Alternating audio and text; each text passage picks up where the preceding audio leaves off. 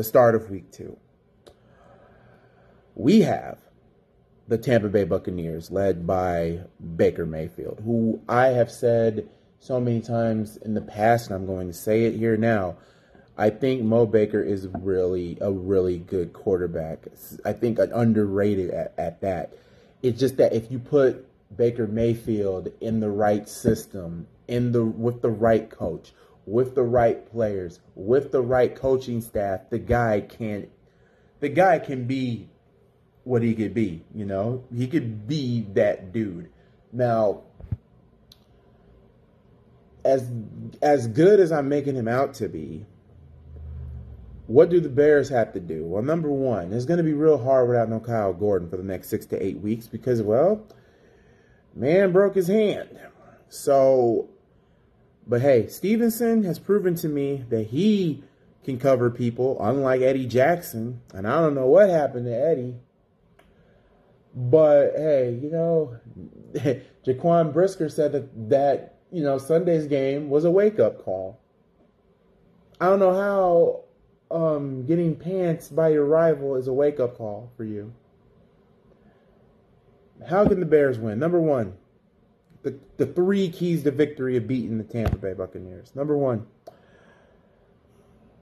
coaching staff. I'm looking straight at you, Luke Getsley. I'm looking at you. You're supposed to be this quarterback whisperer, quarterback coach, the guy who coached Aaron Rodgers. Personally, to me, I don't think you really coached. The only thing I think you coached was, well, his coattails. You hired his jersey. You made sure that he looked nice and presentable because you have not shown me that you have evolved. Check downs, screen passes are no longer allowed here for me. I thought Matt Nagy got fired about, what, 2 years ago? But it seems like his legacy left. And if I'm George McCaskey and I bring in Ryan Poles, right? And I bring in Matt Eberflus, right? And I get him a new coaching staff, I got a new GM, I got new everything, but I still keep the same product on the field? The same product that Matt Nagy left? The last coaching regime? That is alarming. If I was George, I would have went off and said, look, we drafted Justin Fields because we know he's that guy. We know he can throw. So why are we not chucking the ball? Why are we not making good plays? Why are we so freaking vanilla? I fired Matt Nagy 2 years ago because he was so vanilla. And he thought he was this offensive guru when in reality, he was a dang fool. So it starts with the coaching. Matt Eberflus, I know you're a defensive-minded coach. I'm not going to get on you too much, but you need to definitely get on Alan Williams. He needs to do a better job. The fact that we only got 1 sack in that game, barely got any pressure, says a lot. You got Tremaine, you got Tremaine Edwards, you got a good linebacking core, a pretty semi-decent offensive line. I know this is still a rebuilding year for the Bears. And like I said, I don't have any expectations for this team to make the playoffs.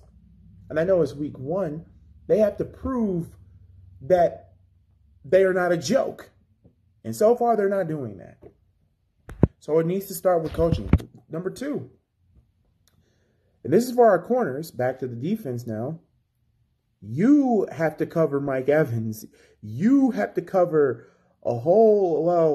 Mike Evans, and you have to make sure that Mike doesn't get open. I'm pretty sure Jalen Johnson or Jaquan Brisker is up for that challenge. Stevenson could be up for that challenge, but Eddie Jackson needs to. Funny, I hate to bring people's personal life, but I get that Eddie is going through some family issues like baby mama drama or whatever, but that is still no excuse for you to just lay an egg on what you did the other day on Sunday. The corners and safeties need to do a better job of covering. Stop in this Tampa too. Oh my God, no more Tampas. Oh God, stop it with the Tampa too, please. Jesus Christ. And also just leaving a receiver 5 yards open is so freaking just, oh Jesus. And 3. Justin Fields. Keys to victory. Justin Fields. Smart with the decision making. Personally, to me, I think he had a decent game against the Packers. But decent isn't good enough when this is your third year. Gotta get the ball to DJ Moore. 2 receptions is unacceptable. You traded your first round pick to go down in the draft, and you got DJ Moore. Got to utilize DJ Moore. Got to utilize Cole Kmet. Got to utilize the weapons that surround you. And this is not a knock on Justin. It's just a knock on the coaching staff that he has. We got all these talented players, skilled position players, and we need to use them for our benefit. If not, Tampa Bay is going to roll over us. In conclusion, the last time we beat Tampa Bay was in 2020. The quarterback for the Bears at the time, Nick Foles. The quarterback at the time for Tampa Bay, Tom Brady. And that was an eye-opener for me, because here is a fact. When we played them 3 years ago, when we beat them 3 years ago, that was the first time the Bears ever beat Tom Brady.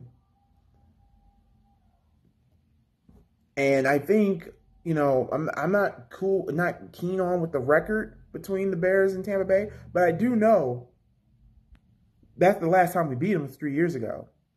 Well, like what was it? The year after that, Tom Brady got his revenge and beat the crap out of us. Pants us live on TV. Once again, live television. Coaching has to be better. Defense has got to stop leaving guys so open and just literally just stay man to man. Watch for your man. Know your assignments. And 3, the offense. Got to get clicking on cylinders. Justin Fields can't be holding the ball. He can make plays with his feet, his legs. But hey. Anyway, we have to see on Sunday. I'm Al Ghoulie. I love each and every one of you. Bear down. Hopefully we win. If not, some people are going to have to go. You're going to have to get fired again. How much more rebuilding can you do until you realize until you get out of your own way? Just think about that for a second.